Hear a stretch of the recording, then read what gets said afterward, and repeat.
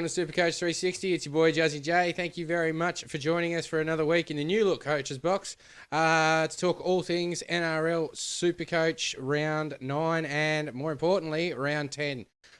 Buys are just a couple of rounds away now, so it's really time to start getting your buy planning in. So we're going to talk about a bit of that. You've got your major round, which is round 13. Round 14, you do have 3 teams on the buy and what's called a minor buy round. So it's going to be, a big couple of weeks coming up. Jules get announced in another couple of weeks. I think we're all itching to see Joey Manu get a 5/8 dual position. That'd be mad. I've been out of the loop for a little bit, but speaking of loops, did you do the loop last week? I did. I had Nico. Wasn't feeling too confident about Nath. Storm obviously on the bye.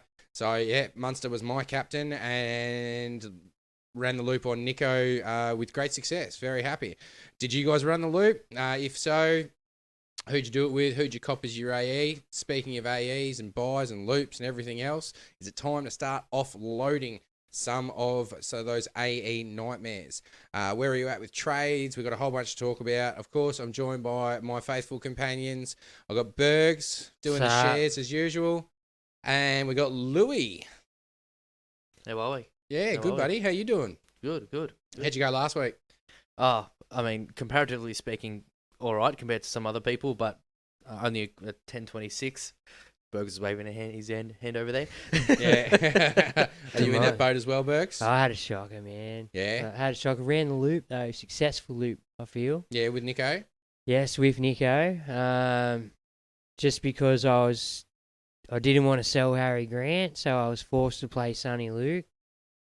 And so I was going to get Sonny Luke's points anyway. I felt he was never going to outscore anyone else I had on the bench. So I always knew I was going to get Sonny Luke's points. So I thought I'll just captain Harry Grant and cop Sonny Luke's 20 anyway. So It worked out successfully for me. I know it didn't work out as successful for others, but some people ended up with 12s from Couchman and stuff like that. But oof. Yeah, there was a few low ones. I was thinking about getting on Couchman at one point a couple of weeks ago. Well, he's not even named now, so really, he's not named this week. I didn't dive into it. I'll be honest. I don't know if he's injured or he's just been dropped, but he's not named this week. Speaking of being dropped from the Dragons, Zach Lomax apparently he's been sent back to reserve grade to work on his goal kicking and his attitude, which is crazy. He's kicking at about 60% this year. Last year he was kicking at about 80%. And do you guys think Lomax is the problem with the Dragons? No. No? No. Tell us how you really feel. Look, you look at the lineup that they have, right? And they should be doing better than what they're doing. I saw also, I think they're saying Ben Hunt will be shifting into hooker this game. No. I read about just before I left work today, Ben Hunt looks like he might be shifting into hooker. I don't know if it's confirmed or not, but I did read something there. So if anyone's watching out there, please tell us if it is true or not. Yeah, in by his name for the moment, but yeah. Yeah. I think there's been a lot of shifting, and I mean, it happens always. You see with any team that's going poorly, constant shifting almost week to week in positions. Players dropping in, players dropping out, blah, blah, blah. I think the biggest issue, I mean, you take Tigers, for example, constantly dropping people, shifting their halves combinations. I think half the problem is they're shifting too much. Yeah, they're not too letting much. anyone sort of form those combos. Exactly. I mean, you look at the best combos going in the game right now. Cleary, Luai. Yes, they went up through juniors, but you think it was working at the start? No.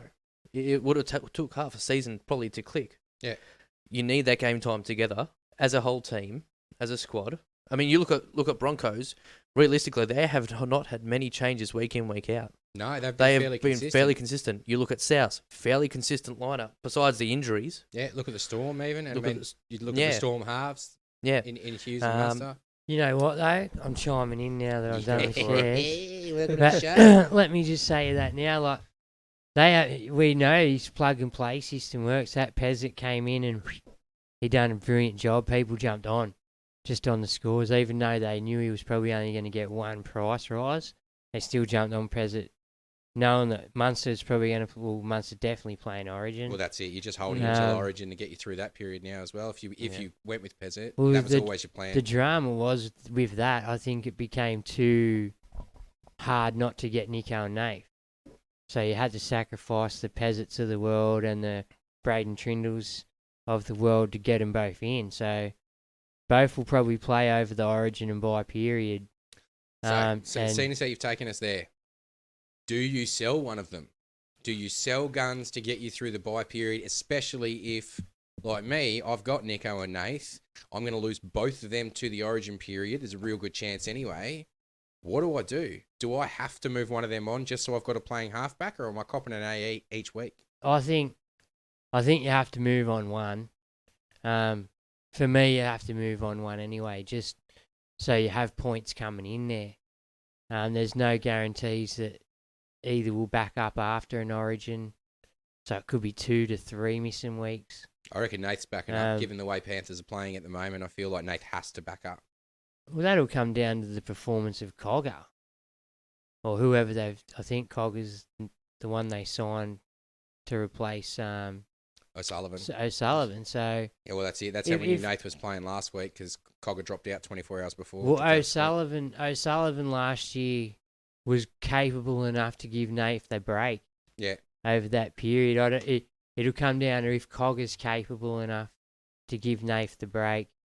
If the Panthers, who are coming 7th, can afford to give up a game or two in that period at the moment. I don't know if they can, let's be honest. I mean, speaking of teams doing badly and chopping and changing, how the hell did the Tigers beat the Panthers the other night? They played a solid game of footy, I'll give them that. It was wet weather footy, which is always a harder thing. Luke Brooks showed up. Appy showed up. Tyrone Peachy left his brain at fucking home. Brain snapping bastard. 3 penalties on the freaking try line. Yeah, I'm not dirty about it. What are you talking about? It's not like I'm going to hear it from Tigers fans for the rest of the freaking year. In Peachy's defence, he's not a natural centre. He's a hole filler. He's just doing what you're allowed to get away with. What you're allowed to get away with in the middle. You're allowed to get away with that a bit more in the middle rather than. Yeah, but even when he was at Titans and Tigers, man, he was always. He sometimes just pushes it too far and gives away just unnecessary penalties, which relieves that pressure. To Tigers' credit, they turned up. They did. To Penrith's dismay, they just did not get off the bus. Like, in saying that, Nath was in doubt from 3 or 4 media outlets going into the game. Probably should have got rested, in my opinion, anyway. But yeah, like, it is what it is. You just got beat. Probably an eye opener for yous. It's probably an eye opener for everyone. I never expected the Tigers to do that. They were paying $10 on Sportsbet, bro. The Tigers, there probably should be an investigation into that. Yeah, that's it. Anyone who had big money on the Tigers in round 9. But yeah, so I don't know. It's just one of the things. Like, but do you sell guns? I think you're going to have to sell a couple of guns, at least. All right. Well, let's go through some of the popular names we know are going to Origin. So there's a lot of people running the Teddy Turbo. If so, which one are you selling? Turbo at the moment, because he's not looking the goods. Yeah. And the Roosters are in 5th, so they'll want to climb the ladder as well. So I feel Teddy, if fit, will play. And they're starting to click with Manu there now. Kiri's the general, and Manu's the runner. Manu's shit hot. Joey Manu's shit hot. If you haven't got on, he's really one you want to start thinking about getting. I think what having Manu in the halves has done is it's meant that Teddy can play his natural game a bit more than what he could with Sam Walker there. He can trust that Joey Manu will do his thing. He'll pop out good balls. He'll link up around the back, and Teddy can chime in. Whereas I think at times Sam Walker, his decision making was just not quite clicking. Immature, you might say. Well, he's only 20. Exactly. That's 3 seasons That's the point I'm getting at. He just doesn't have that footy knowledge yet, that footy IQ. Like, he might be a smart footballer, but he doesn't have that experience of, say, someone like Cronk or even Nath. Nath's got a lot of experience now. You know, there's a whole bunch of good halfbacks out there that know the right play to pull out at the right time. And unfortunately, Sammy's still very young. I'm sure he can grow into a great halfback. Well, look, sometimes NRL players need to be just sent back to the reserve grade. Yeah. I mean, Latrell Mitchell, for example, I think he got sent back to reserve grade for 4 or 5 weeks there, and he came back and he stayed in first grade since. You know, sometimes players just need that kick up the bum. Kick up the bum. Yeah, exactly. Yeah. It's the same thing with like Lomax now. Like that's it. Obviously Lomax, who's been on the verge of Origin for years now, but never been able to actually crack it. Lomax is gone. He's not even playing grade football this week. He got dropped. Yeah, but that's what I'm saying. Like he's been knocked back to reserve grade, and that's probably the kick up the bum he needs to really because he can be one of their absolute strike weapons. You remember 2-3 years ago his breakout season. He was a weapon. He was a must-have in Supercoach, goal kicking, try scoring centre. The ball just bounced for the bloke. Yeah. It was. Yeah, he was outstanding. I mean, if you watch the way he plays, I mean, you can't deny he's a good centre. When he's on his game, he's good. He's really good. He's strong. He's tall. He's athletic. Yeah, just sometimes you just need that kick up the arse. Yeah. We'll just quickly go down the list of most popular owned ones down at Origin time. Payne Haas and Harry Grant. See, Payne Haas, I feel like you probably don't need to sell because you've probably got other front row options there. My concern is especially around the halfback spot, possibly the 5'8" spot. Like I'm running with Cody Walker and Cam Munster. Cam Munster's gone, but I've got Cody as cover. Provided Souths are playing those rounds, which I'm not entirely sure they are. But yeah, it's the Teddy Turbo, it's the Nico Nath, it's those key spine positions where you've only got 2 players and both of them are going to play Origin. What do you do? Because you can only get 1 AE each week, so you might be able to hold off on one position. You might be able to hold off on one position, but you won't be able to hold off on 2. So you're gonna have to make a decision somewhere. And yeah, like I said, for me at the moment, I'm faced with that conundrum of halfback or fullback. What do I do? I don't want to get rid of Nico. He's just scoring too highly that if I get rid of him, I might not get him back. Nath might leak cash. Turbo, I don't know if Turbo's going to leak cash, but He don't look fit neither, mate. nah, that's it. There's something's up with him. But mind you, look, there's a few quad and calf strains going on at Manly, so that to me says conditioning's not right over there. There's something wrong with their preseason or with the way they set up and stuff because too many leg injuries, which means they're either doing too much and being overworked at training, or they haven't done enough conditioning and the season's taken it out of them. But Turbo hasn't looked right for weeks, bro. I think when deciding, which big name players you're gonna trade out, I think it comes down to ultimately what price they are at. I mean, Cleary, Hines, it's going to be hard to get those players back in if you get them out, and just happens if they do play and they go gangbusters. Like we know they can. And the worst part is we're coming back from an Origin match. That's when, like, especially Teddy, I'd be very reluctant to get rid of Teddy because Teddy has a track record coming back from Origin 1 and just barnstorming. What if you don't spend the money? What if you sell your Nico or your Nath? Like, you probably only want to gamble on one. You wouldn't gamble on the 2. No. But you definitely know that Pezzett's getting a run over that period, and you know that Trindle's going to get a run over that period. It's up to you to sort of maybe have a look at who's got the better draw, or more likely to who's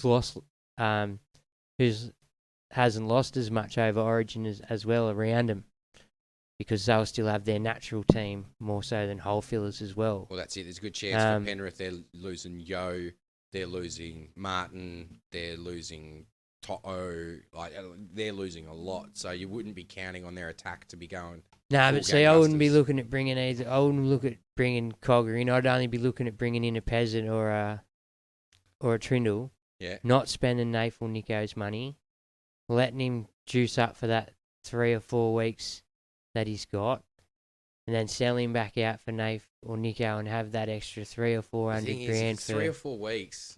It can be really hard sometimes to realise. You might get 2-3 weeks down the track and you look at your bank and you go, oh, yeah, okay, I can probably spend like a little bit of this Oh, money. I was just about to mention that point. And yeah. that's the dangerous part, because then when you actually go to trade Nath back in at the end of that run, you might find you've accidentally spent even an extra couple of $100, and that could be. We've done that before, where it's been like, I'm $200 short, not 200K, $200 short of bringing Nath back in or bringing Teddy back in. Yeah, I know, but that's on you. That's on you on them weeks going through, not to get too overexcited and look at the bigger picture.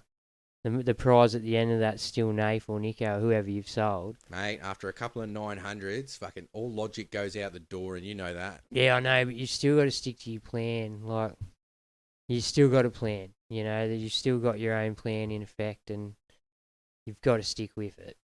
You know. Look, I think if you know you can hold that money there to get them back in, go for it. Yeah. However, I know personally I'm not going to even try it, because I know me, I'll have one bad score, one bad player that has a really high break even, and I'll go, nope, I'm trading him out, going to upgrade to this player. Next thing you know, I'll use that cash. I understand that. But just looking into the future, like, look, we spoke about last week, round 13. Yeah. We touched on that a little bit. Now, round 14, the following week, I think everyone's forgetting about this week. you've got no Parra, no Manly, no Knights. Mm.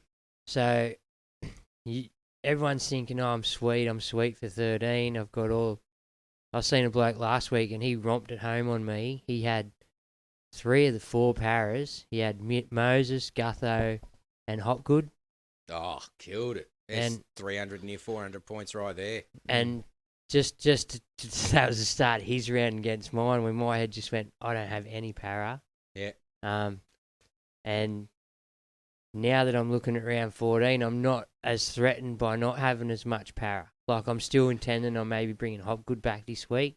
Oh, yeah? Yep. Yeah, to be brutally honest, I am. But other than that, I'm not going to load up on Knights and Manly for 13, because they're gone 14. Like, there's other teams out there, like, I know Dragons are shit, and there's Canberra.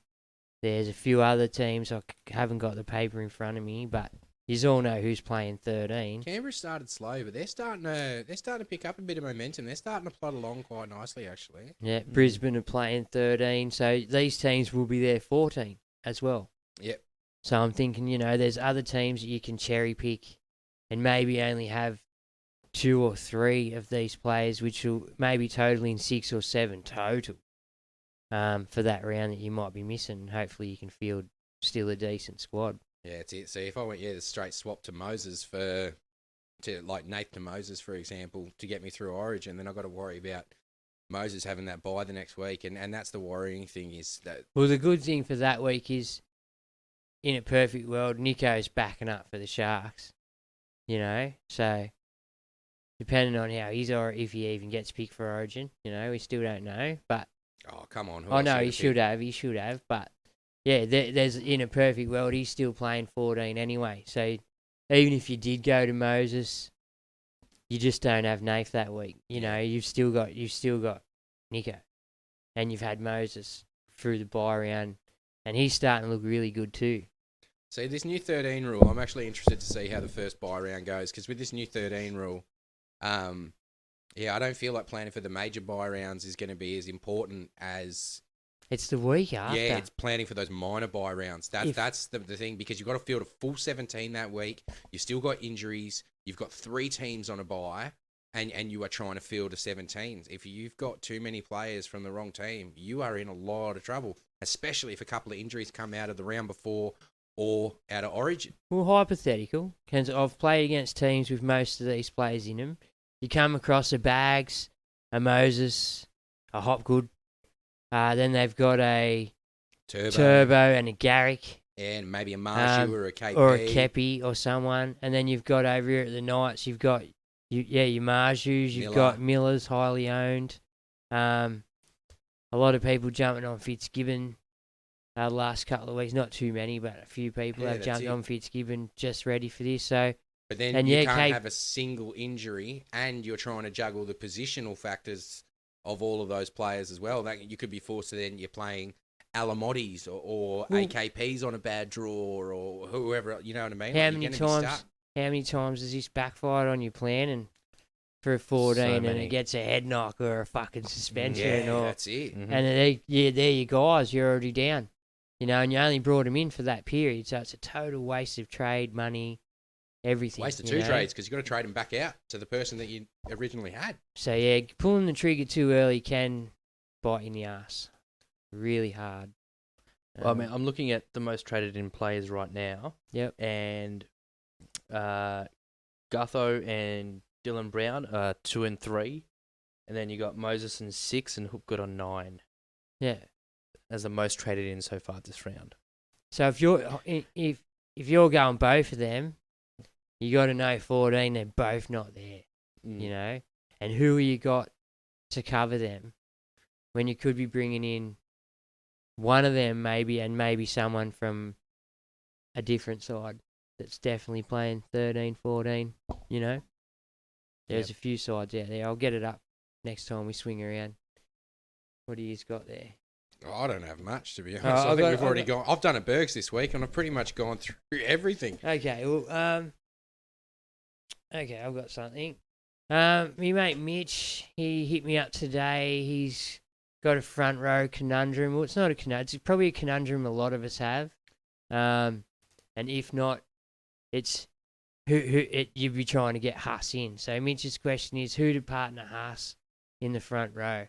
Like his team's pretty solid. I went and had a look at his team. At the moment, his questions is it for Tarpany? Is it Cotter? AFB? I flicked him back Nas. And then today I've listened around and Big Ted sort of floated the idea at me as well. The horse, Big Corey Horsburgh, who's been chugging along nicely and plays 13, 14. And I do understand you said Timmy Moody's. I believe Timmy Moody is on it because he put up a great meme the other day of a horse wearing a bra, and he said, "Horse bra." And I you can't said get it out of my head. 8-week play or something for that. So, Yeah. And it wouldn't be a bad play. Minutes are gradually getting better and better. I think he's played 70 minutes last Past week 3 games. or 2, yeah. Yep. Old Big Red. He's a weapon. And PPM's been right up there, so I'm starting to dip my foot that way actually too. See, Just as a bit of a pod move. I've got Lindsay Collins at the moment, and like same thing, Origin player, so probably going to have to move him on. And I've just been waiting for a front rower to really put his hand up. Like last year, it was Tarpany. Tarpany was the guy Yeah. alongside Haas. But yeah, this year there's really no clear-cut front rower that you go and he's a must-have. He's a must-have. I'm hoping Origin changed that and it sort of ignites a couple of these big boys. But yeah, I had a Horsburgh in my draft team for a while. Oh shit! I just realised I haven't looked at my draft team in 3 weeks. Sorry, drafters out there. Yeah. Everyone in my draft league must be cheering. I must be losing points every week. But yeah, like I can't even think of off the top of my head. Actually, you know who? You know who is back this week who I might consider? And he's never going to be too special, but talk about, reliable or pump out that 60 each week. And that's the Fish over at Penrith. He's missed a few weeks, and that's probably why he's not on anyone's radar at the moment. But he's back this week. Doesn't play 13 either. No, he doesn't play 13, so it might not get you through that bye round. So, yeah, you'd probably be waiting until after that. Well, But, out of that 13, you can look at sides like Canberra, Brisbane, the Cows, which is 50-50, the Dragons, the Finns, and the Warriors. And did I say the Rabbits? And the Rabbits, just in case I didn't say the Rabbits. So they're the teams that you can be looking at that definitely play 14 as well. And there are a couple of decent players in amongst that group. Yeah, Not but that's great. it. That's it. Front row, like what? Tavita Totola would be the one that you'd have to go to for Souths. Oh, look, I'm not minding Jack. Perhaps Leah Knight. Not minding Jack de Bellin. Yeah. I'll be honest. I'm not minding Jack de Bellin. I'm not minding Horsburgh. Who are the Finns front rowers? It's getting chopped and Gilbert's. changed. No, it's both the Bromwiches at the moment. Kenny and Jesse. Yeah. As last. Neither of which play Origin. No, they don't. But it seems their benchies get a lot of time too. Like you got your Mark Nichols gets a fair few minutes, and then Not setting the world on fire, though. Probably not enough to actually have him in as my starting front rower. No. I'd be looking at AFB if that's the way I'm going. His Warriors, they're playing really well, not going to lose many to Origin, and play 14 and 13. Is Tohu still a jewel? Tahu's injured as shit. You know, I'm touching him. No, he's back. Yeah, don't touch it, bro. Oh, yeah? He's in and out like a yo-yo. I think he's just there for spiritual. Spiritual. He's just named for spiritual guidance. So he's getting hurt more often than not. Yeah. So whatever's going on for him, he's not right. And then, you could gamble on a Cows. Maybe when Lolo's back, hopefully he's back. 13, 14, and Cotter's off at Origin.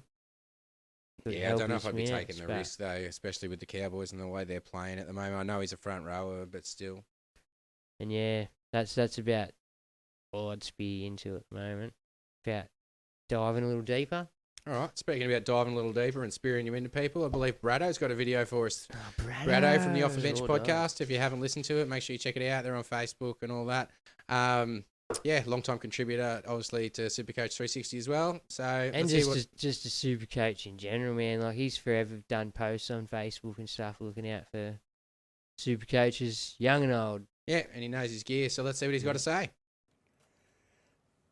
Good evening, everybody. Good evening to all the super coaches out there, and good evening to the crew at 360. I hope you're all having a great evening in there.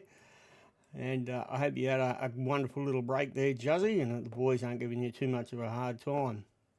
All right, tonight we're just going to have a quick look and discussion about something which I wrote in one of the articles which I put up. You'll find it on the 360 page there. What I was talking about was the problems facing you, or potential problems with round 14, and what you've got to sort of look at to try and avoid a huge calamity. The thing is that the Parra-Matter, Manly and Newcastle all have a bye round 14. Now, there's a lot of teams out there that are loading up on Parra-Matter players, and then they're also including some Manly players in the mix, along with a few popular Newcastle players like Marju into the mix as well. So the thing is if you've got 7, 8, 9 of players from those three teams combined, and it comes to round 14, that means you'll be missing 9 players. Now, the next problem with round 14, of course, is there's only 2 trades. Right? You don't have the 3 trades like you've got the week before. You've just got 2 trades to try and cover, the 9 outs or the 7 outs that you might have. So, you could be you really got to watch round 14 that you don't get into that sort of a dilemma. So what's a good number? Well, by my reckoning, I've sort of done some maths, and I reckon 6. But, I know some people are running 7. I know that's not many for the 3 teams. But what that does mean is that you're probably going to have to, particularly Parra-Matter, you might just have to watch that you don't load up too heavily. Maybe consider, I think 3 is a good number, which is a bit problematic because they've got 4 guns, but who can afford 4 guns? What I consider, Hopgood, I'm not considering him, although he is a gun. But when we talk about the 4 biggies there, I'm also not going to talk about Lane, so you can probably guess who I'm going to talk about now. So let's have a look at the 4 Parra-Matter players, and then you're probably going to have to choose, as I said, 3 of these players. All right, now there we've got Ryan Madison. Now, Maddo, 723k, not cheap, he's up there, isn't he? A BE of 69, so you possibly could wait 1 week, although he should easily probably hit 69. He's probably priced right where he should be at the moment, with a 3-round average of 76. Why I've gone for the 3-round average is because over the last few weeks, he's had to share minutes with Hopgood. He's been coming off the bench and sharing minutes. But as we saw last year, this isn't really affecting his scoring overly much, and he's still a gun. 3-round average of 76 coming off the bench. That's pretty bloody good, I've got to tell you.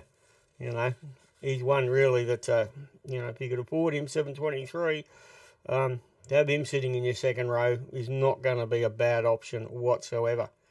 The next one is Brown, Dylan Brown. Now, I own Dylan Brown, I'll admit to it.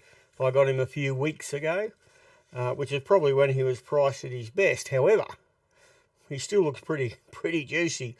679, okay. BE of only 27. So if you buy him now, he's not going to lose your money.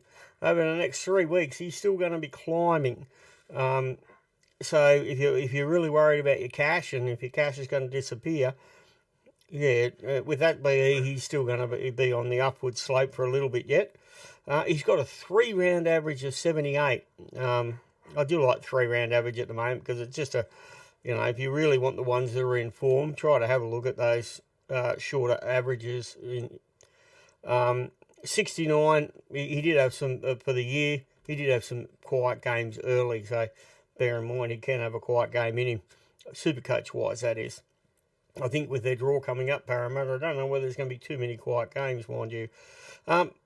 Moses. Now, Moses is a very popular trade at the moment. People are going Moses from Cleary, selling Cleary, going to Moses. The reason is Moses represents great value at the moment, 695k for a premium halfback. That's outstanding. A BE of only 20. You know, not much to be said there. Bit like Dylan Brown, he'll be making money for a few weeks to come. A 3-round average of 84, but an overall season average of 66. So a bit like Brown, he's got a quiet game in him, particularly early in the season. And they had a few tough ones there. He certainly can have a quiet sort of a score in him. All right, the last one, which is the biggie. Again, I own him. I've already got him. I already bought him previous weeks. So gladly I bought him. I bought him a bit cheaper than this too. 753 at the moment. A BE of 26, so another one with a BE of a low BE. However, he did have a a monster score last week. Which of course has affected his 3-round average. I mean, his 3-round average is a ridiculous 91. You wouldn't have liked that every single week out of your fullback. But over this bye period, you know, he's going to be gold. You know, I can't stress that enough. And the reason that we'll also consider that we can't stress it enough is he has an overall average for the season, even during the quieter games, taking them into account, of 74. So he tops the list of all of those 4 players. You know, or any one of them is good, but you know, it's any one of those is good, but it's you know, it's going to be hard to fit all 4 of them in. So, boys, they're in the 360 studio. Let's have a discussion. Also online, give us your thoughts live, people. You know, which 3 out of the 4 are you thinking about getting? Or are you only going to go with 2 of those 4 big guns? As I said, you can't, as I told you mathematically, you know, any more than 6 or 7 into round 14 and you're going to be in really, really big trouble. Because don't forget, there's also going to be injuries and the outs and the restings from Origin. 14 is going to be a tricky one to negotiate. So, there's some Eels players there to look at. Certainly get into them, super coaches. And until next week, I'll be up at Magic Round, so I hope to see a few of you there. If you see me walking around, yell out at me and give me some shit, which I don't think anybody will. I don't think anybody knows who I am. But anyway, if you do, come and shout me a beer. That'll be lovely. I'll be up for one, no doubt, and I'll be there for every single game of the weekend.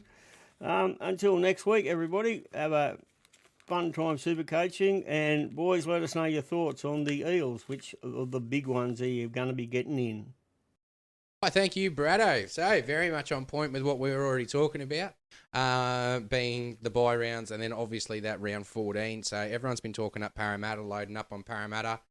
So out of the 3 of the 4, Maddo, Gutho, Moses, and Hopgood, I reckon because I've got the turbo conundrum, I'll be looking at Gutho, because Gutho is usually juicy around that origin period.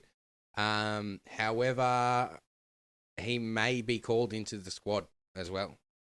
Maybe he's been called into the squad the last couple of years. He could very well be playing 18th man or something. We're not entirely sure yet. Nah, I think it's past him. You reckon? I don't get me wrong. He's got the attitude of an Origin player. I just think the talent around him is too big and too. He's got too many better fullbacks in front of him. There's just don't get me greatness wrong. I don't around think him. he's going to make the Origin team. My concern is he gets called in at 18th man, because if one of those fullbacks goes down, he just goes into whatever position he needs to, or they shuffle around. Nah, I just don't think it's him. Nah? Just for me, if Campbell Graham doesn't make the full 17, he'll probably be 18th for me. Yeah, fair call. And then that would maybe get someone in at 18th again. But yeah, I just don't see Guffo making it. Like, don't get me wrong, I'd show a video on Guffo at Origin camp and say, just look at his efforts. And like, if everyone had that sort of enthusiasm and effort, you did never lose games. If everyone had that intensity about winning Could the you game. imagine if Parra-Matter just had an X Factor player? Yeah, hasn't he turned it on since then, eh? But no, to Brad's question, for me, I couldn't ballsy enough my team around that. Like for 14, I couldn't field a team if I went in with 4 para players. No, well, he was saying 3's the magic number, but 2 to 3. So I'm considering, do I go Hopgood or Moses? Because of the conundrums I've got, where I've got 4 Origin spine players in my halves and fullbacks, I feel like I need to make those trades. So I'll probably be looking at Moses and Gutho, but then I'm putting all my eggs in one Parra-Matter basket for that bye round. If Parra-Matter have a shit game, I'm lost. Like, I'm in a lot of trouble. We know Moses got 30 and stuff. Yeah, 100%. Yeah, That's why I'm more sold on. Hopgood or Maddo? I'm definitely sold on Hopgood while RCG's hurt. Yeah. Yeah, and I'm just like, I like what Hopgood does. Don't get me wrong, I have regrets on selling Hopgood the other week, but I did make good trades with that, with what I did with Hopgood's money at the time. But now with what's going on at Para, I'd love to be able to get Gufferson. I really would love to be able to get Gufferson, but I've put me eggs in the Chansey basket there, so I'm going to pass on Guffo at this point. We've still got a few weeks to go before Origin. Let's be real, anything can happen. But at this point, it's definitely a Hopgood for me. Maybe a Bags. Bags would be a big maybe. But yeah. What about you, Louis? Well, at the moment, my squad, already coming into this round, already had Dylan Brown and Matto, my squad. And I was thinking about trading in Hopgood this week. Did Matto's late pull out hurt you last week a bit, or? Mate, I didn't realise he actually pulled out until half an hour into the game. Oh, no. I went out, my mate was rung me up, hey, let's get beers last minute. Sweet, no worries. Went out, got beers in that time that we'll drive. Well, I went to pick him up, and that we went to the restaurant, went to the place, we sat down, watching the footy. Where's Matto on the team sheet? Gone. Had to cop Davey Mawale's 12. Oh, yeah. Well, that's where that 10 fucking came from, the 1050 or whatever you got. Yeah. So that definitely hurt. But yeah, I mean, I'm looking at trading Hopgood. Again, it's nothing affirmative. I'm still umming and ahhing. I've had him in only 2 of my drafts so far this week. Who would you go to get Hopgood in? Say, for me, I'd be getting rid of a Host, right? So I feel that's an upgrade hard. You know what I mean? Like, Host has done shit. I just feel with the money that I saved, Hopgood is a good player to snap up for Host. Like, Host is just regressing now. So, like, I'm upgrading. So I'm feeling if you're sideways in it to get to him, I don't know if that's the right decision. What I was thinking, the draft that I had him in my squad, what I had was going from I think it was Warbrick to Jared Croker in centre wing, and then going Jack Johns to Hopgood. So that's an upgrade. That's for up sure. there. That's good. Um, See, I'd have to get rid of Jackson Ford or something. It's like Jackson Ford, Johnny Bateman, or Jacob Preston. And I don't really see any of them as viable options. I've got Preston actually is highly sold the last couple of weeks. So because he's scoring like normal. yeah, I don't know. He's scoring 60s. That's about all I want out of my back row. Don't get me wrong, if he pulls hundreds and tries, I'm cheering. But yeah, if he chugs along at 60, that's what I want in my back row. He's been highly sold the last couple of weeks. I know we have to buy 13, but a lot of people have to buy 13. It's one of those things. And you only have to play 13 players, so there's no better time. Really, like I'm cheering for teams that have buys during the major buy rounds. I get an extra trade, and I only have to field 13 that week. Cheering, I'll take that any day. Yeah. Where are we going next? Where are we going next? Why don't we check on Facebook? Say good day to some of the lovely people. Watto's in there gloating about the Tigers. Yes, Watto, I have to give it to you. Yes, We the came, Tigers mate. beat us. He was over. He popped down. He was in Sydney the other day. He popped over, had a few Jaegers, and I had a few cups of tea Oh yeah. and watched. And I was over in Thailand. I was battered as fuck. It's legal there. it was fully good. The dogs won that day for me, so it was a good day, actually. Yeah. First of all, Matty Drew. Oh, Matty. Hey lads, just curious if Peachy will get the dual centre wing. He hasn't had enough games there, I wouldn't think. Yeah, he's only He's had only one had game. Two games. Yeah. Well, it's not in round 12. Yeah, that's it. So I suppose if he's named, if he plays this week, next week, and then he's named for that round 12, they might give it to him. I don't know. Although, no, they're going to make the decision before that. Jules will be in 2 weeks, as far as I know. It's round 6, round 12, round 18. No doubt 24. Tommy Sangster will be talking about that in the official podcast, though. He likes to let slip some of the players that are going to be getting duels over on his potty. So if you're not listening to that, give it a crack. Yeah. Right. Yep. But Burks is just silence because it's the first time we've ever spooked Sangster on this podcast. No, you know what? He's all right. He's not too bad. He started this podcast because he kept getting Sangstered into players. No, well, you just got sick of reading it. How he would thanks to some players. Oh, fuck. Take over for a sec. Yeah, so I don't know if he's going to get the duel. I suppose we're just going to wait and find out. I'm definitely excited for Manu to be getting the duel. Jump in the Facebook comments if you can think of anybody else that should be getting duels in this next round of duels come round 12. But yeah, I'm not sure, to be honest. Given last week's performance, surprised he's keeping his spot.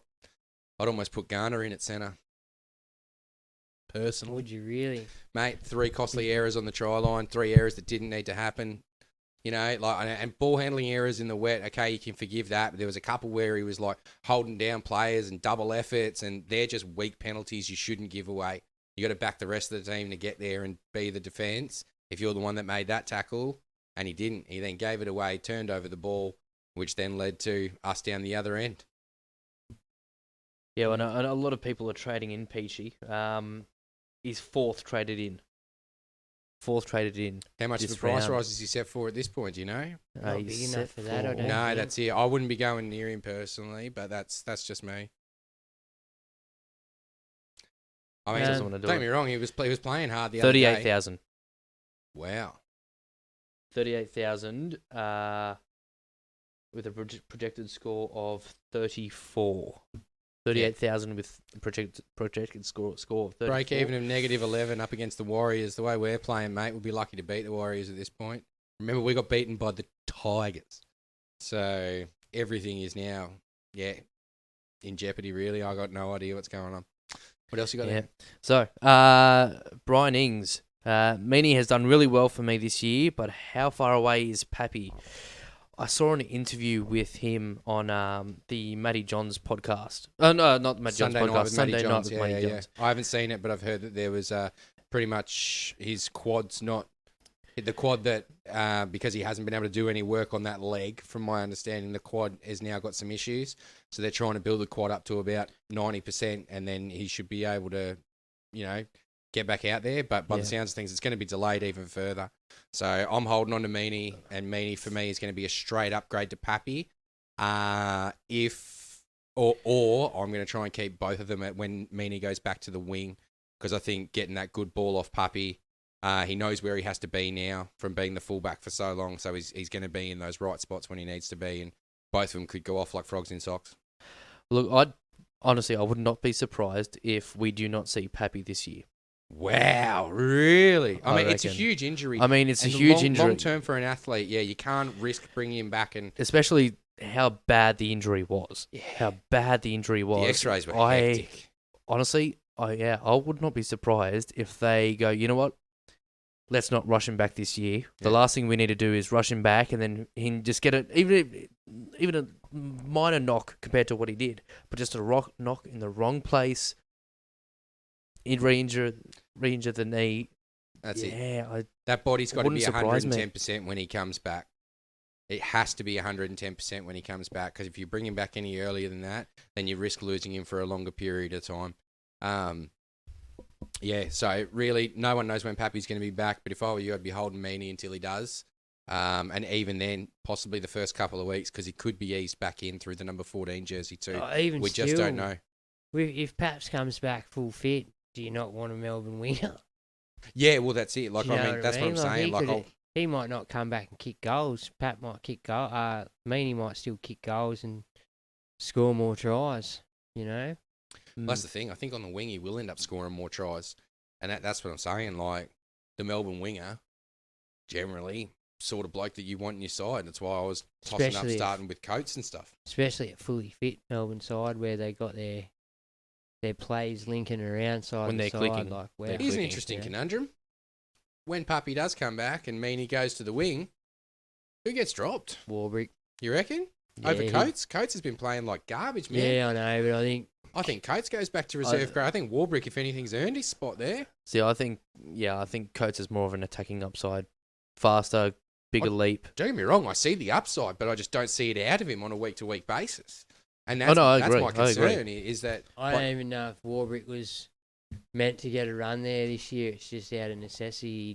He was very green from Union. Very green, but he's learning fast, isn't he? And he's starting to get better and better and better each week. And you talk about effort players, Warbrick is consistently an effort player. He does try. He's a try. I'll give him that. So, yeah, I'm watching Wade, I guess. We're all going to be itching. Like, I've got one boost waiting for when Puppy comes back, Mate, no matter what week it is. If I'm leveling with you, I think you might want to just think of a different way. Maybe not worry about Pappenhausen. I think you maybe have a cut-off point for Pappenhausen. Like you don't want, like we all know, I burnt one last year, took it to the death. Oh, don't get me wrong. I'm not taking it through to round 23, Bergs, but he no, was I'm just saying, expected back around 13, so I'm holding on to it for around that time like, to get Puppy back in. from his own words, he said something about like way away. Yeah. He did So- not sound confident. No, He did at not all. sound confident at all. So it's way away for him. It's a very long time for a professional athlete to be off their legs. But for me, if I'm you, because this is when I'm planning, like I've still got 2 boosts now. How many you got, Louis? 1. So you've both got Got one one. left. Yeah. So my boost ideally will be in round 14. If I'm lacking, maybe boost out my para players if they've either juiced up and there's people like cross better than them or whatever. But at this point, I'm definitely going to go into 13 with enough and hold that boost for 14 if I need it. If not, try and hold on and see how I go with that next lot of buys. And the week after that, again, it's going to be another rough week because you've gone in with your 13 best. If you go in with your 13 best, leaves you very short the following week, you know? So it's one to think about, guys and girls, coaches. All right, what else you got there? We have Matty Drew, Dragons coach, is just scheming for diamonds and coming up for fucking rocks. Oh, that'd be the Ben Hunt thing. Like, look, let's Yeah, be yeah. honest. If Ben Hunt has played some of his better football at hooker, He's played some great football Benny there. Hunt's been playing good football at number 7 for the Dragons. Benny Hunt is not the problem. No, Benny Hunt's No. Benny Hunt is a class player. Honestly, at times it looks as if Ben Hunt's the only one out of that Dragons team that is putting in And more importantly, 110% effort. if you put Benny Hunt at hooker, who the fuck do you put at half? Who the hell's going to be your first receiver? It's Sullivan and Moan. Well, there which you go. is- You've got two green rookies effectively that's that you're it. trying to put I the thought whole Sullivan's pressure of injured. the team on. Yeah, Isn't Sullivan out injured still? Or? No, it's Sullivan. I don't know. Jaden who he- Sullivan, you. I don't know. It's Sullivan and Amon was the talk pre-season. Like they're the future halves of the club. But Benny Hunt's not to blame. But in saying that, they do have a problem at hooker. Mboa's not your hooker. No, and McCulloch was only ever a short-term option, And I and don't think- that's half the problem is the fact that you had McCulloch, you knew he was only a short-term option, and you haven't brought anyone else through to play hooker. Well, they That got should have been a Jacob. They got priority. Jacob Little, but I don't think he's equipped for the modern game hooker. He was more of a wrestling hooker, if you know what I mean. Yeah. Whereas it's It's all a changed. speed game now.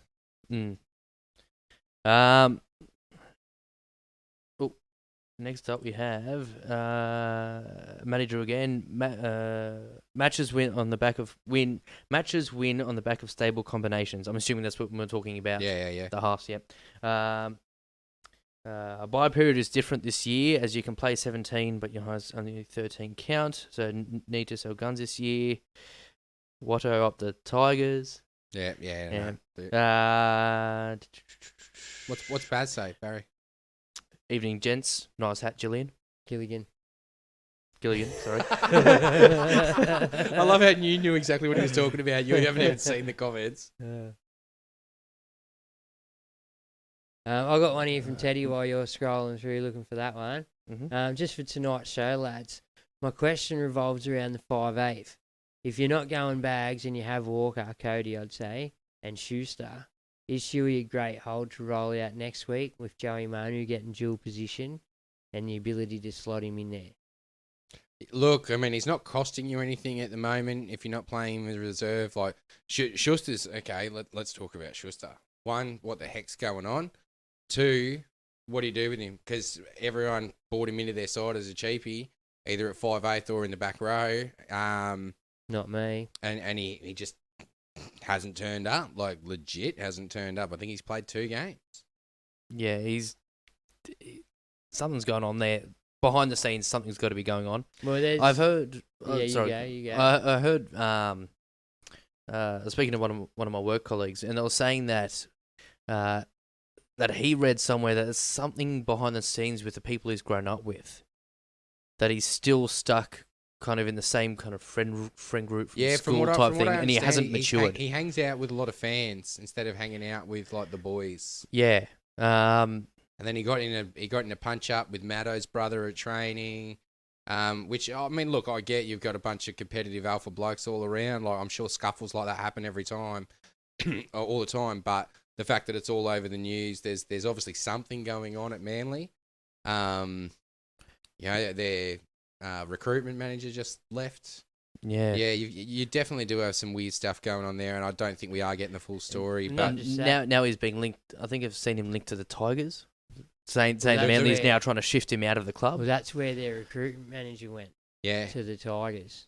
He's on 800,000 a year, Schuster. yeah, and that's the thing, right? Remember, this kid was like, "Oh, I've got to play 5'8". I'm not a back rower. I'm a 5'8". I'm a ball carrier and stuff." And Cherry Evans got into him about his work ethic, and was very not blunt about it to the media, but he definitely said that there was words spoken about his work ethic, and yeah, like he still goes and drinks with people down the pub, and it's one of them things that he's got to make the decision. Like Cherry said, he's seen a lot of people come and not live up to their expectations and fizzle out of football. You know, if this kid doesn't get his chance. Mate, if you're being paid $800,000 a year, if you don't play games, and when you do play games, if you're not able to turn up and be 110%, $800,000 is game changer money. Well, you know what? Supercoach points out what you're doing. It shows. He's his base and power work's fucking 9 after 80 minutes. A 9. Like, where's your work ethic if you're scoring a 9? You know? There's 80 minutes of football and you've literally done nothing. Yeah, it's it. And there's no other 5/8 in the game like that. So, yeah, it's one of the things. If you did get on him, I think people did say he could have been a trap at the start. But, yeah, he's now one of them ones you're struggling to get out. Same as Sonny Luke. Sonny Luke's losing money. He's not even 300,000. You know? He was a regretful buy from me as well. I should have jumped on the other one we were talking about that week. But he's gone as well, Ray Stone. So Yeah, well, he's concussed now too. It's fickle. But yeah, I've got Schuster on my team, and God, what I shouldn't have done it. Have done it. I got Schuster and Ray Stone. So yeah, continuing on from Teddy's one. So non-round 13 players just as important, like making the moves around your non-round 13 players, like maybe bringing in some definite 14 players. You know, I guess I'd be looking at that, Teddy, myself, and then the rest of it. And was the bag ceiling just a sniff of over a ton? Like, there's a lot of mouths to feed at Parra-Matter, and Bags is not the dominant playmaker. Yeah, and you got to remember they stacked on a heap of points. A heap of points, and Knights looked like they were putting in barely any effort. At points in that game. They showed up for a training session, scratch match. The Knights, very disappointing after the last month of footy they've had. They've had really big month of footy. Yeah, and their $1 million man shows back up and they play like complete rat shit. Well, he missed 16 tackles or something. Something ridiculous, 10 maybe. Yeah, I think it was 11 tackles made, 10 missed, which is, not good enough. I'll tell you what, when he was tackling, he did not... You could tell that he had getting a head knock in mind when he was tackling. Yeah, he was not going into tackles where you think, you should be getting that tackle. I mean, it's a pretty straightforward tackle. And you could tell that he's kind of pulling out of the tackles, kind of leaning back into the tackles.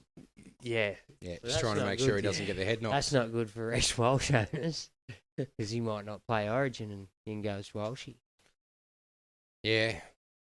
You know? Yeah, well, see, that's the other conundrum. You'd think that KP's a walk-up start for Origin, but based on form and what we've seen, I feel like Reece Walsh needs to be in that squad. Reece Walsh has really done well this year so far. He's in form. That's it. But Queensland don't necessarily pick on form, do they? Yeah, that's true. So they do love their incumbencies. And then they pick on attitude and the people that are going to bring the right attitude to the team.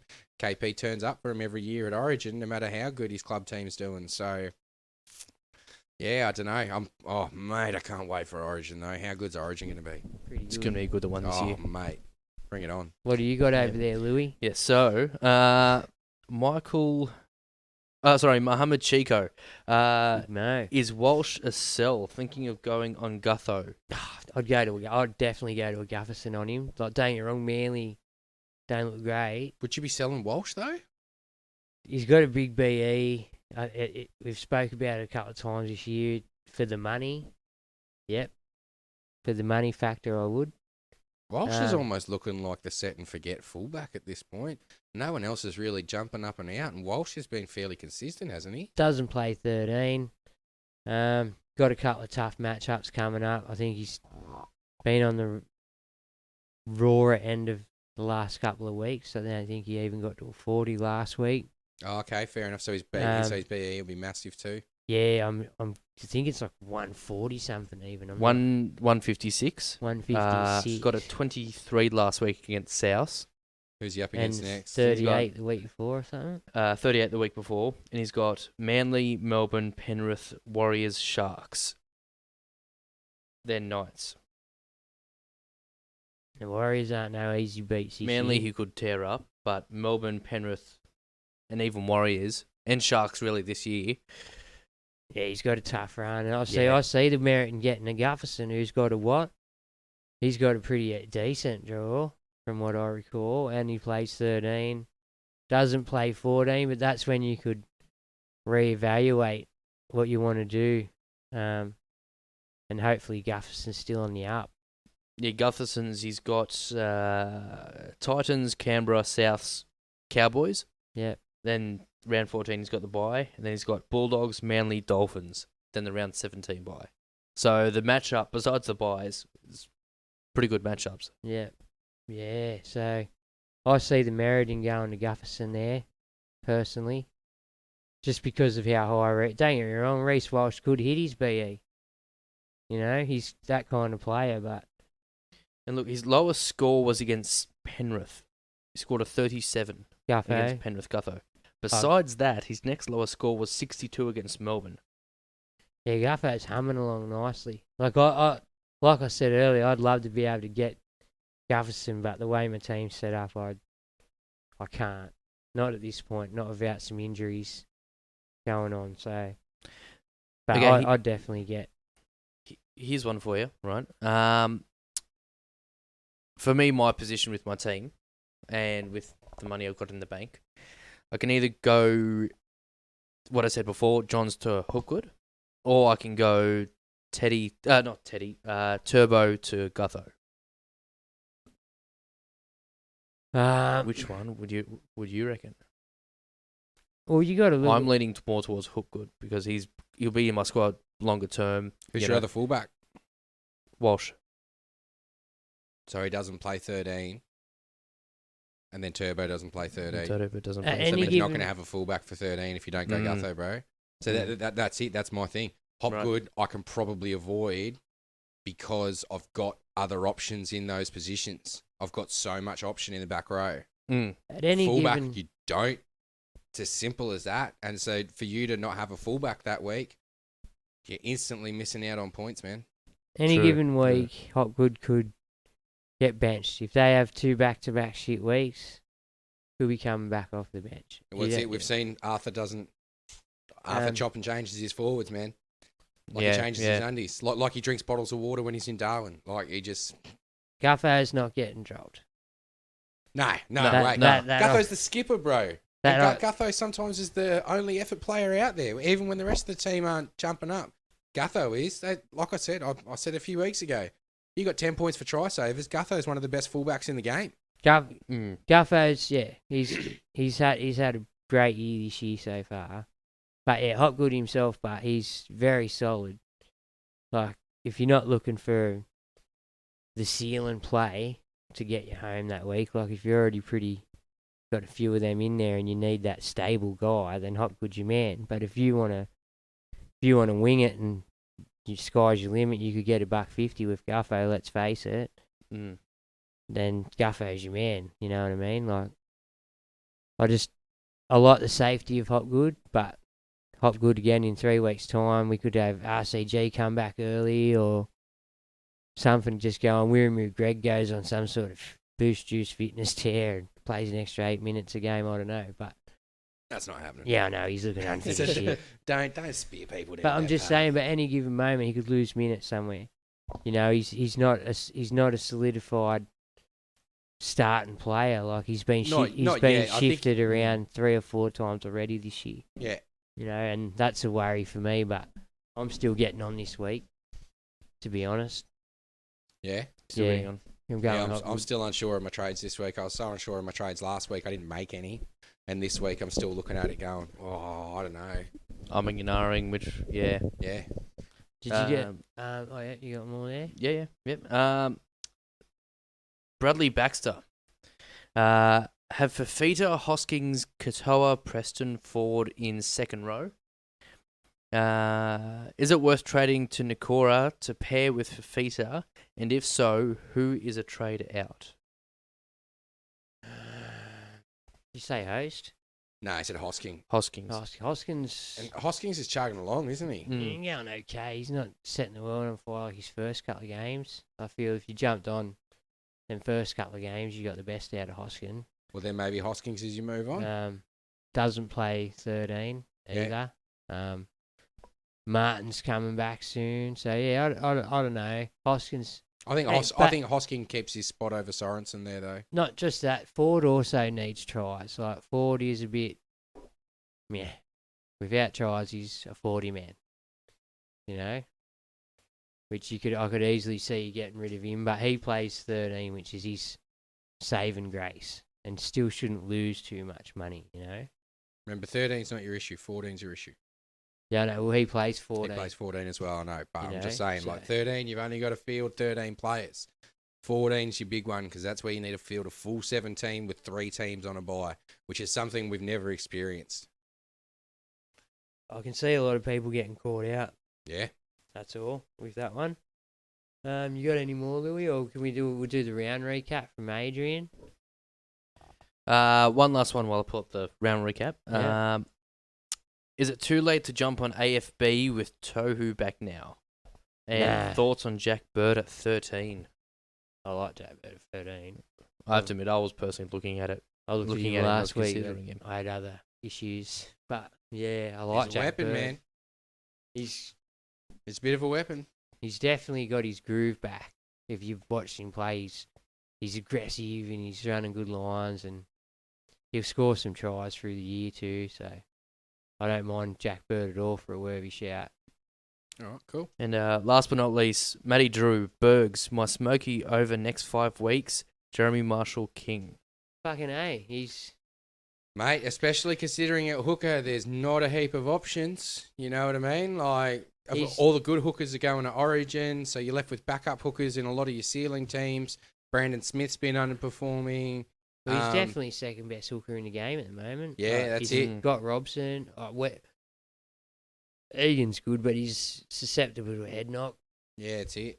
He's up You and know? down. Same thing without tries. He's not scored anywhere near as good. I've had him in my squad for the past 3 or 4 weeks now. Egan. Marshall King. Can't complain. Oh, yeah. And no, I cannot complain. You He's punting bastard. out 60, 70 scores. Yeah, sweet. Yeah. That's what you want. You want reliability, especially as your backup hooker. You want reliability. And then Well, that's a playable backup hooker every week. You could safely play that and not question why you're doing it. I'm running with Brandon Smith and Ray Stone at the moment because I sold Harry. So, yeah, in fact, Parra-Matter or I'll probably look at Marshall King for an upgrade. Yep. oh, yeah. That's crazy, bro. Round recap from Adrian. Again, big shout out to Adrian. So, after 273 days, the Tigers have finally won. Not only that, but after 369 days, I think Luke Brooks was the last time Luke Brooks won as well. Yeah, poor So, bastard. he got one. Tell you what, he looked good. Yeah, he did. He did. In a rainy capacity crowd at Bathurst, the much maligned Brooks kicked the first of his 2 2040s that led to tries as Orange and Black completed a 90% set rate. I think ultimately that honestly won them that game. Yeah. The Panthers in the wet it wasn't clicking, was it? They were just not clicking at all. For me, the Panthers haven't clicked. They've had 3 games all year where they've looked good, and the rest has been average. Not don't get me wrong, sometimes they've snuck away with a win or whatever, but not by extremely blowing people. Like last year, they blew people off the park. I think people were worried to come up against Penrith last year because they were just doing numbers on people. Same as Melbourne at the start of the year. Melbourne were pumping 50 on teams at the start of the year, remember? Like they were just chugging away, and then by the end of the year, Penrith were doing that to teams, and teams were worried about coming up against them, whereas this year, lots changed for Penrith. RP Coruscant, for one, knows how to pick them apart. Well, they Straight up, he clinicked us the other night, didn't he? They don't that go forward out of dummy half. There's nothing coming out for Panthers. No, it's it. Nothing. You guys were saying it all last year. Appy's deception out of dummy half is just it's second to none, and it's underrated, man. But you don't notice it, do you? You don't notice it till it's gone. Yeah. Like you just think, oh, he's just playing a hooker. That's just what a hooker does, But right? That's what a good hooker does. If you notice, people are watching feet and hands and where they're looking, and you can already sort of tell sometimes what way someone's going before they know what way they're going, because their feet and everything's sort of pointed to that direction. Whereas he just had this uncanny knack of looking like he was going right and end up left, like so often, You And know, the service that they're getting from Mitch Kenny out of dummy half, it's just Garbage. It's nothing, absolutely nothing compared to Luke last too. year. Like Sonny Luke's not doing what Not lighting it up, no. what they all thought he was going to do either. Like, I mean, a lot of my Panthers mates, they were all going on about Sonny Luke. Get him on. He's gonna win us games. Blah blah. I haven't really seen it, to be honest. I haven't seen what the same. rave's about. And I feel like he got exposed the other night too. Yeah. Like, okay, quickly, can we talk about this hip drop? Because when Sonny Luke was sent to the sin bin for that hip drop, I feel like that was really unfair because he was trying to tackle a front rower and he literally just got dragged by the front rower. Like, he was holding on and this bloke just kept running. He was wet, it slid down, and they called that a hip drop. There was no intent there from Sonny Luke to be doing a hip drop. that's where it's at, man. I know, it's so weird though. And the fact that it's sin bin as well. There's been one of them a week, and there's even been a few over the last month where there hasn't even been a case to answer at judiciary night because it's not a fucking hip drop. Yeah. They've just got it wrong on the day, and I felt that's what happened to Sonny Luke. It's just, you got to remember, it's happening pretty quick. It is, you know, like but the bunker refs, the bunker's the one that calls it through. It's not the ref on field isn't calling hip drops every single time. It's the bunker calling a hip drop, and they've got the ability to look at the replay and look at it in slow mo and look at it in real speed before that call is made. And yeah, they're gonna, let's face it, coaches and tacticians of the sport now are gonna have to reevaluate the dude that's going low. Like, it's basically that third man or second man going low, getting swung around. The dude up top can't affect him.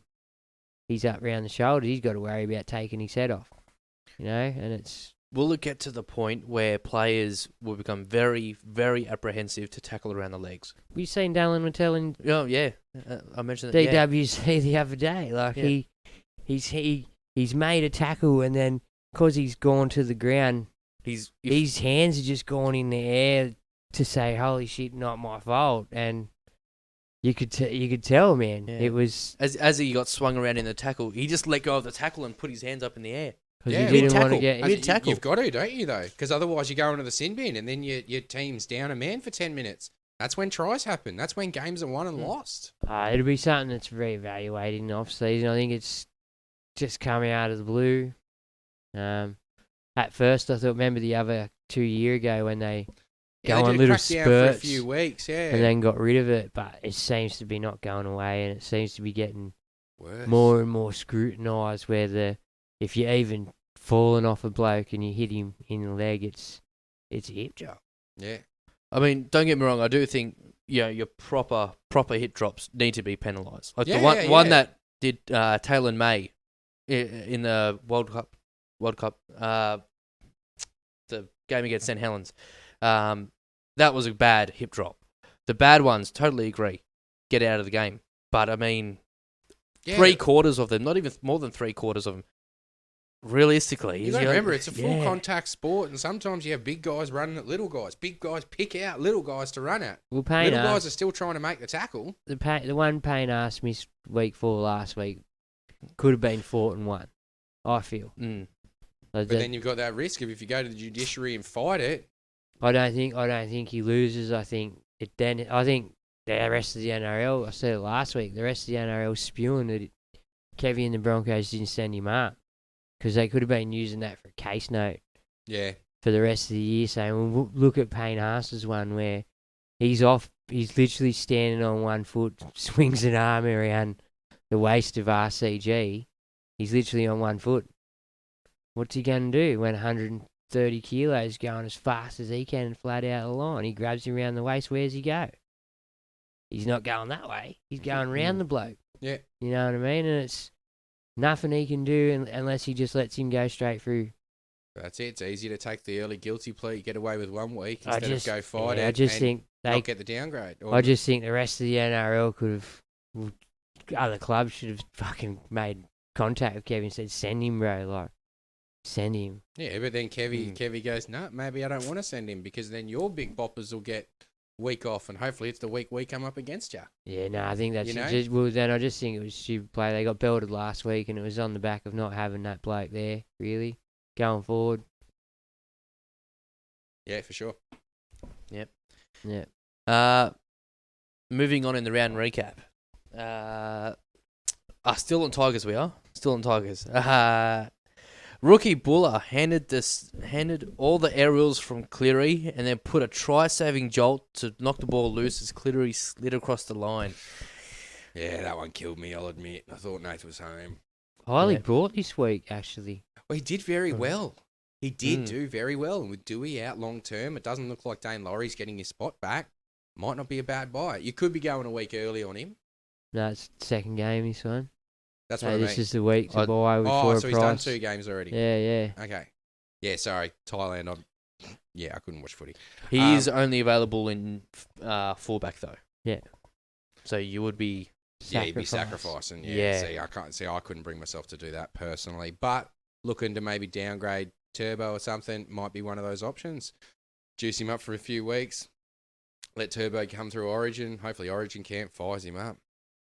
Yeah. The big question is, can Brooks back it up against the under siege Dragons next week in Magic Round? Adrian reckons yes, as he had earlier penciled this game in for their first win. Back to back. Some clubs haven't done that this year. Yeah. Could be. Well, look, if they did it, it'd be a great building block for the rest of their season. Like they've gone back to back. Granted, not against. They've gone back to back against reigning premiers, but and then the Spooners pretty much. So yeah, so like it would be different. If it was back to back, like Penrith Melbourne or Penrith Chooks, but still take nothing away from back to back. If there's any game they can get back to back, it'll be against the Dragons. Speaking of the Dragons, Griffin is sick of the questions, and we are wondering why he still has a job. As Averillo tortures the Red V for his 3rd double in as many games. Could debutant Oluwapu, I think it's Oluwapu, I think his name. Oluwapu, yeah. Oluwapu, be the final piece of trouble in the halves. And I'm pretty sure he's starting off the bench this week, Yeah. I've seen, so he'll come in and play a similar role. Once the half of the team comes back from injury, the Doggies could prove to be the dark horse. Gutsy win. Very much gutsy so. win. They've got the attitude. They've got the lineup there. Yeah, I've expected the Dogs to do pretty well this year, so I'm just waiting for them to really click into gear. Had a few injuries sort of plagued the first half of their season, and they got a sweet run home, I believe, too. Like their run home for the back half of the season is decent. So because Berg's been going on about it all year. Have I? Yeah. Fuck, I haven't even checked. No, round 13. We're coming 13th at the moment, so that's not too bad. It's better than expected, I guess, for some. Just on that back end of the season, they have after they have South, Broncos, Penrith 3 back-to-back, they have Dolphins, a bye, Newcastle, Canberra, Manly, Gold Coast. Yeah, that's not too bad. Yeah, it's not too bad. It's one of those up and down runs, isn't it? Yeah. Moving on. The Eels held on to the ball and concentrated attack up the guts in the wet. Ponga at 5'8", missed 10 tackles, jeopardising his Maroons jersey. King Gutho, while as you suggested, inspired by Parra-Matter's need for a strike player, an X factor, has more than met the criteria since that came out, scoring his first triple. I didn't realise he hadn't scored a hat trick at CommBank Stadium before. To his credit, he is not very greedy. He will give it, so that's probably cost him his hat trick a couple of times. I think he scored a few doubles. He scored quite a few doubles, I'm pretty sure. But that hat trick, 3 tries to 1 player in a game is not an easy feat. You know, you're looking at they got to be putting on 35, 40 points as a team before one player's getting all 3 tries. I mean, I say that Stephen Crichton the other night got 3 tries, though the only 3 tries scored by Penrith. He scored all the points for Penrith. Yeah, 2 weeks ago. Yeah. Addo Carr, I think, got the record of 6. That's the most. Yeah, I think that was against South as well. Yeah, most in a game of NRL. So 3 tries is pretty decent. Yeah, that's it. It's a solid effort. Because you reckon after the first 2 times you cross the line, the opposition's onto you. Yeah, you would have thought South would have learned from the first hat trick he scored that game. Moving on. Hopgood provided to be a handful as he had try assists from offloads close to the line. How did Adrian like the game? How about a stronger adjective? Mate, he loved fucking every minute of it. He's a Parra, man. Loves his Parra, is he? Filthy Parra supporter. Loves it. Dirty Parra supporters. G'day, Jimmy. How you going, mate? Campbell Graham continues to stake his claim for an Origin jersey as he scored as he scored a triple and a try assist as the Rabbitohs overran the Broncos without Haas or Mam. Mitchell scored a double on the eve of the news that his mate Whiten will be joining the star-studded side for less money than what was being offered. All right, sorry. Taking you off topic again. As a South man, what do you think about Whiten coming to play in the centres? Do you reckon he's angling for Cody Walker's job back at 5'8" when Cody Walker moves on? Or do you reckon... I reckon a premiership window is opening for him. Once you get Whiten there, he can be a game changer, bro. I think what will happen, I think, is Whiten will obviously be playing centres.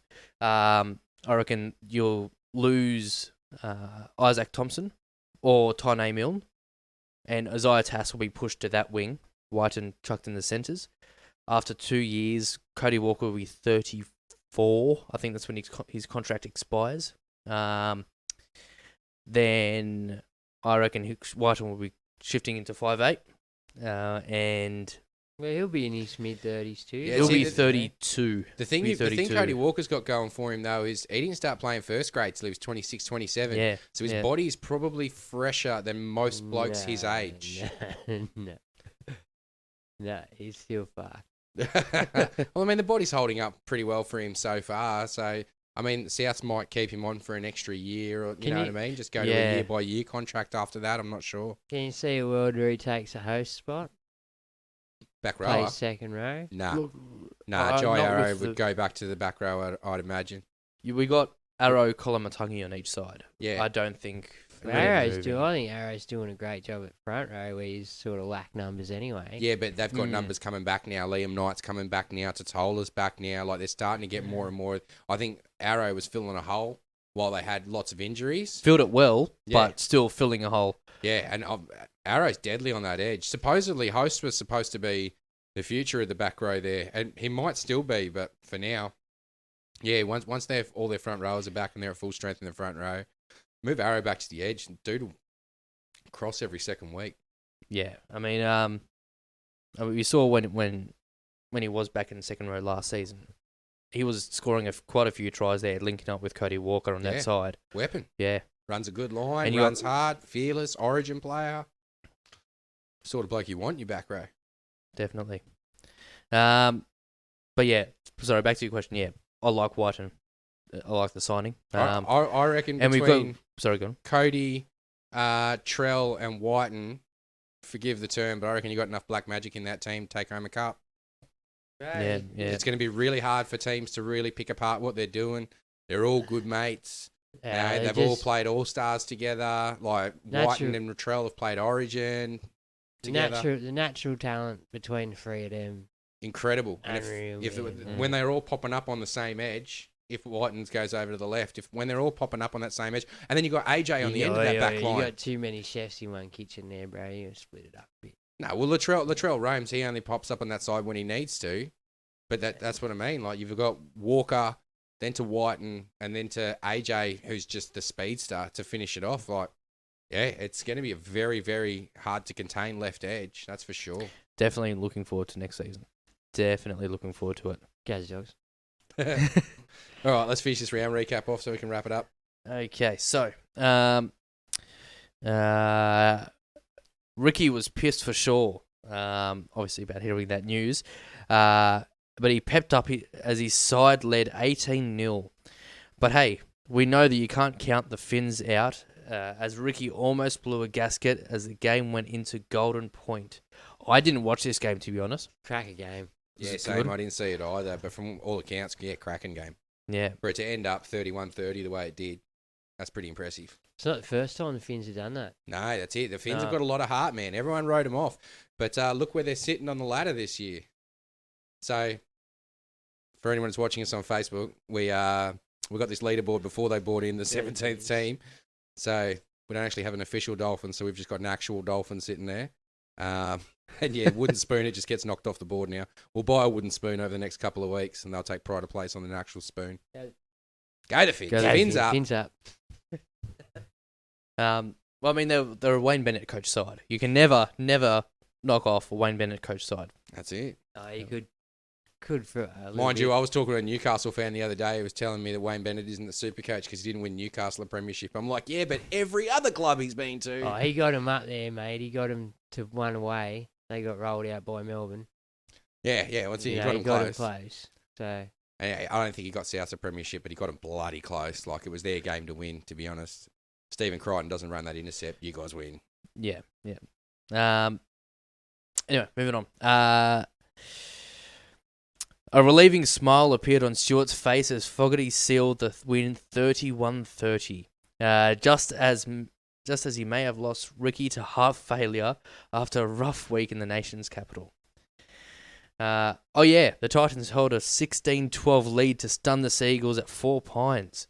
How about they actually held a lead? How about that? Yeah. Didn't see that Tell coming. you I what, think that was the most surprising part of the game. Fafita, since coming back from that bye, has He's looked good. next leveled it. And he's still not getting great ball. Like, I'm waiting for that point where he gets early ball and he's actually on a run. Half the time when he actually does get the ball, he's almost flat-footed because they don't know what to do. And he just ends up with it. And at least it goes, well, all right, I'll go forward then. So, yeah, I'm waiting for him to really start linking up with Foz and, Foz has been running around Getting bit good hurt, ball. so that's a worry yeah. for Fafita. But as long as Foz is there, it's good signs for Fafita and Camperera owners. If you still hold on to AKP, I think as long as Foran's there, he gets the ball. If Foran's not there, he's probably a sell. Yeah. He doesn't seem to get the space he needs off of Boyd or Sexton.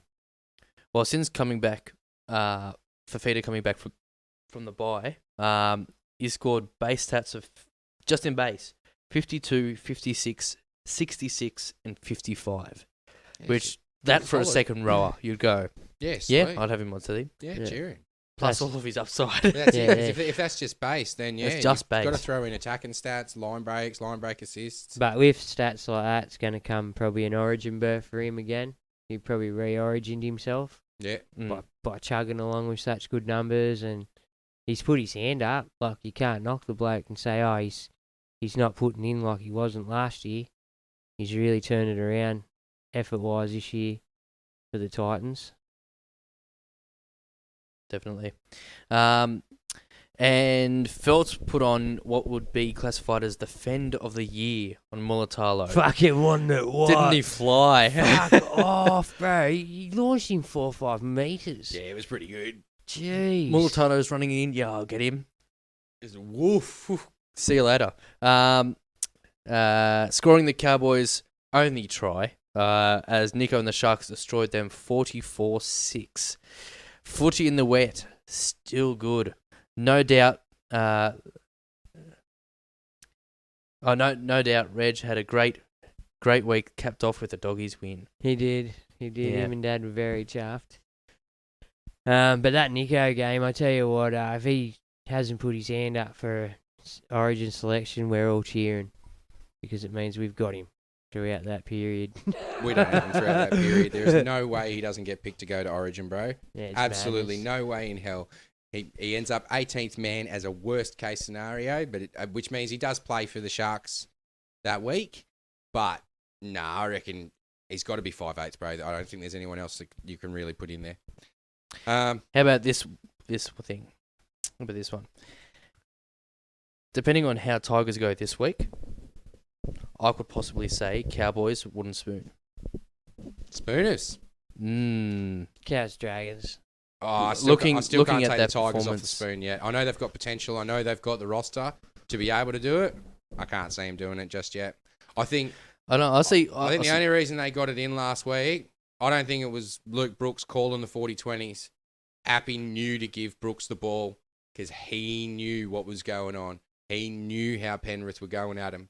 I think if Appy's not there, there's no way they beat Penrith. I think Appy just has so much inside knowledge from winning 2 premierships with Penrith that he knew exactly what they were going to do before they were going to do it because he knows the way they work inside and out. See, I think comparing their performances so far this year, I think there's more guts and more try-hard out of that Tigers team than there is that Cowboys team. I mean, Cowboys, they struggled to get out of their own half. Funny thing is, Con picked this at the start of the year. He said Cowboys were going to regress. He also picked that Sharks would regress, and we have not seen that. I think he also picked that Luke Brooks would be the highest scoring halfback. 60-plus average. 65 average. Yeah. So, I mean, look, we don't take everything he says as gospel, but, I mean, he did pick that the Cowboys just had a really good season last year and aren't necessarily up there in terms of contention this year. They're playing how we expected them to play last season. Yeah, pretty much. Yeah, That's it. exactly. Everyone hadn't picked as spooners last year, and they blew everyone out of the water. This year, no one picked them as spooners, and, yeah, look where they are. Alrighty, is that the recap done? Recap done. Thank you very much, Ado, and thank you very much, Windsor Chinese. Get down there, try the ice cream balls. Bergs goes on about them all the time. Gay time ice cream ball. You're missing out. All right, just quickly, I've got a few questions. Braddo, with Josh Reynolds getting away with swearing at the ref, does that mean you can swear at Juzzy anytime for anything now? Fucking know if it does, bro. You know I do, Brad. Yeah, bro, 100%. I mean, that's been happening since day one. We didn't need Joshy Reynolds to tell us how to do that. This country bumpkin. Michael Mizzy, approximately how many games will Harry Grant miss starting round 13 till the end of Origin? Trying to work out if I keep or sell. Look, we do not know. Melbourne aren't doing fantastic. There's a chance he has to back up from every Origin, depending on injury. He could get injured in Origin.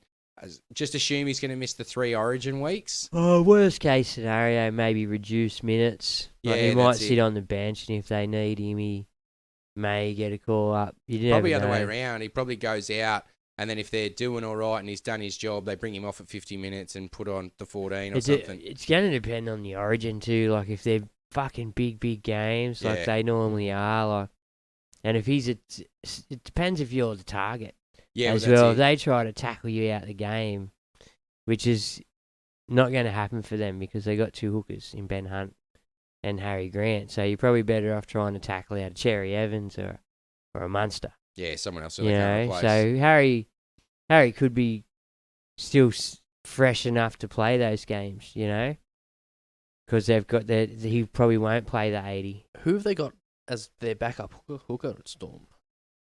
Wishart. Who's not a backup hooker, which is why I don't think Harry Grant's going to miss many games because you can't afford to play Wishart. Like if they had banked 10 wins before round 13, okay, yeah, maybe you let Wishart have a couple of games and start blooding him and stuff. But at the moment, like, he's not impressing at 14. He got hooked out of the starting 5'8" spot for Pezzett. I don't see him as a starting hooker. Definitely not yet. So yeah, I'm sort of regretting selling Harry. The week after I sold him, he got a 95, and then he had the buy after that, and I was concerned about the Origin period, but Harry's a fucking wizard. So there's a reason why we all hold Harry, and to be honest, most people probably will be holding Harry, I am strongly considering a move to Marshall King and that would probably be your only other option. just because he does play 13, 14. He's there for that duration. All right. Kevin Mulhern says, why am I shit at Supercoach? Well, you listen we to all? us and you comment on our posts, so... No, I've got this, Kev, because if there weren't blokes like you, I wouldn't be coming 8,000th. All right, so thank you, Kev. Because, honestly, there's been times where I've been that 30,000th bloke, you know, and the 40,000th bloke. That's where I was a couple of weeks ago, man. I And- was down near 30,000. And where are you now, Juzzy? 17,000. So you're on the comeback, Not mate. even 2 good weeks, 2 half decent weeks. And I've left points on the bench both weeks. So there's always hope, Kev. Hang on to it. Yeah. Danny Sackle. Sexy. We love you. question Hi, from my Hi, man- Saxy's mum. Hi. Question from my man Juzzy. Heading to Perth next week. Best titty bars. Danny, I was 12 when I left Perth. I've So got no fucking idea. he only remembers his back waiting. Yeah, my It's mum's pretty house was slummy. the only titty bar I went to, all right? And that's when I was a fucking infant. Got milk. Yeah. Now, Watto's got 14 fucking questions. Go Watto. Best replacement for Walsh, Gutho, Kennedy, or Meaney? Guffo for Yeah, me. or Meaney. Meaney don't play 13. And so Meaney you can put in the centre wing too, which is the only thing. Like, I'd be having Meaney in the centre wing and then a fullback. And his goal kicking. Probably Gutho. Yeah, well, that's why I like Meaney. Mm. Storm fullback that goal kicks. Yep. Yeah, no, I like Guffo. No-brainer from the start. Guffo for me, just because he's the solidified fullback. You can get Meaney in at centre wing. Yeah, obviously. exactly. Question 2, Mawali down to Wiramu Greg? Nah. Nah. Mawali gone, yes. For fucking Wiramu heck. Greg? No. Yeah, Wiramu Greg shit. Sorry, Wiramu. Well, look, Mawale hasn't been picked in the squad. He's not going to lose you any cash this week. Yeah. Is he injured or dropped? Drop for night. Drop for He'll late be night. back soon. Moale. Yeah. He's played pretty good, man. Yeah, he has. And question 3, Dory to Peachy or the Goz? Who's the Goz? The Goz, you know the Goz. He's been there for ages. Gajewski? Gajewski. Okay. Jack He's Gajewski. now up at the Cows, Cows, I believe, yeah. where they're having some dramas. Nanai's gone. Cotter will be going Origin. Lukey's Tom back, Malolo's out. I got Lukey back. Yeah, but he's pretty much going to be okay there at second row. They lost someone else too. They didn't lose Griffin Neem. Was it Tom yeah, Gilbert he's gone they for a lost? cut. He's gone the Dolphins, but he's a Finn. Griffin Yeah. Neem was gone a couple of weeks ago. No. So someone did something this week. Could be Jordan McLean. No, Could be it wasn't McLean. Young Maney. No, I think it was Tom Gilbert. No, not Tom Gilbert. You're right. He's the one that went to the Dolphins. Don't worry about that. We're moving along. Yeah. Because Griffin Name's out for a few weeks too. All right. So Dory to Peachy or Gajewski? Gajewski for me. Don't worry about the peach. Don't go that way, Yeah, bro. personally, Peachy for me, I see as a trap, man. Like, even the Goz is a bit shit, but I went the Goz last week just because he will play 13. He plays 13 and 14 if you do need him. But he's lowly priced and he's chugging along at 40, so he might get to you with the try. Hopefully, he might get up to 400,000. And then when I got him for 200 and something, I'm not complaining. And all of those points that he's getting are pretty much base stats. Yeah, I'm looking yeah, at it he's now. He's no scoring attack. just base stats. Yeah, no, he hasn't got any attacking stats yet. Jump on the Goz. All right. Last question to Ruva, to Croker, or to Fare if he gets named. I'll be looking at Croker because you don't know if Croker gets named. That's 3 consecutive weeks he's been named. Plus Savage is back in the side. Is he goal kicking? Is Croker still goal kicking? Don't know. I didn't see. I didn't catch the Raiders game. No, But- shame. He's been named now 3 weeks in a row, and Savage is back, so that's a good sign for Croker. Yeah. And Remember, Ruckman is still out though. Tuare, we don't know if he's a 1 week player or, you know what I mean. He's up against Talakai this week too, so tough one. Like, come here, welcome to first grade, son. Croker has been goal kicking. He goal kicked in that game. Yeah, see, I'd probably go Croker just because of the goal kicking Well, you got a aspect 60. as well. You got a 60 odd on the week just gone, Croker. Yeah, well, if he kicks 7 goals. So he plays 13, 14. And he scored a try, I'm pretty sure as well. Did he really? Yeah. So his base work must be average. Yeah, if he's scoring try kicking goals. Yes, if then- you're scoring a try and kicking goals, unless that try came off a kick, but even then, that means his base work is average. Yeah. But that being said, if Canberra are going to continue scoring points, he's going to continue kicking goals, and he's got a pretty solid boot on him. You say that's the end of questions? Yeah, man, that's about it. I got a quick one. Just on Jared Croker. Base against the Dolphins, 14. St. George, 20. And Broncos, 24. So it's slowly climbing, though, which is probably a good sign. Poo. I mean, yeah, it's a shitty base stats for a centre winger. Like, you want to be seeing him pull 40s without attacking stats, but For the prices. yeah, that's Yeah. it. If he's cheap, he's cheap. Captain and VC this week, fellas. Now, I just want you to have a think about. You've been watching a few games the last few weeks at Brisbane, yeah? You all seen the Brisbane games? Yeah, Yeah, Ground's definitely a saw bit last shit. game. yeah. How's Suncorp going to hold up for There's Magic Round? Going to be a lot of footy played, but my biggest concern is Joey Manu and Teddy played the last game of the round. I think, if not very last day anyway, and it's just going to be a shit field. Like, would you go Nico, someone into Nico, like someone in an early game, and Nico plays on the Saturday, I think? Yeah, I mean, Tommy's probably your option, or Garrick maybe for Like, the Manly game. I just don't want the ground to get away from a captain, if you know what I mean. Yeah, Like, Roosters are at 4 p.m. on Sunday, which is second last game. Yeah. and if there happens to be any rain or anything up there, like, you don't know what's going to be left. If you remember last year, there was talks of them moving to Robina because of how fucked the ground was. But they managed to play it out there, I think. But Yeah, well, yeah. That's Mate, it. the field at Robina looks good. Every single time Yeah. Titans have a home game, it just looks slick. It's a nice stadium, man. I was up at the Gold Coast at the end of last year, and yeah, we drove past there, and it's a nice, big, open stadium. And you're right, like it does look good on the telly. yeah, it's a big thing. I've seen it. So yeah, I'm a bit worried about me captains this week. I do have intentions of either Teddy or Joey Manu, but I do want to know if it's what the weather's like and how the ground's going to hold up. You'll know that by the end of like game 2 or 3, how the ground's Yeah, going to that's go. it. You should know that by the end of Friday night. You start seeing divots come up Friday night or the first game on Saturday, and you might rejig what you were thinking. But yeah, if I were you, I'd just have a couple of contingencies sort of floating around. And a couple of ideas for your captain. I mean, yeah, look, I'm probably going into Nico. I don't think I'm going to worry about Nath this week. I'm looking at the weather in Brisbane over the weekend. Thursday, Friday, there's a 10% chance that they're going to get less than 1 mil, and then there's virtually nothing. Yeah, sweet. So it should be nice and clean and dry. So you hope the surface is going to hold up. And remember, like, they plan for this. The service has been average, but They are well aware also of what it entails, and they don't get magic round back at the end of their contract if the surface doesn't hold up. So if you go into Magic Round, go find Brad and Ross. yeah, that's it. They're up there malingering around Magic Round. Lucky buggers. Hey, Cheering. All right. Thank you very much. See you next week. Stay coachy, coaches. Peace. Peace out. Get a ring. You weren't even on camera. Amazing.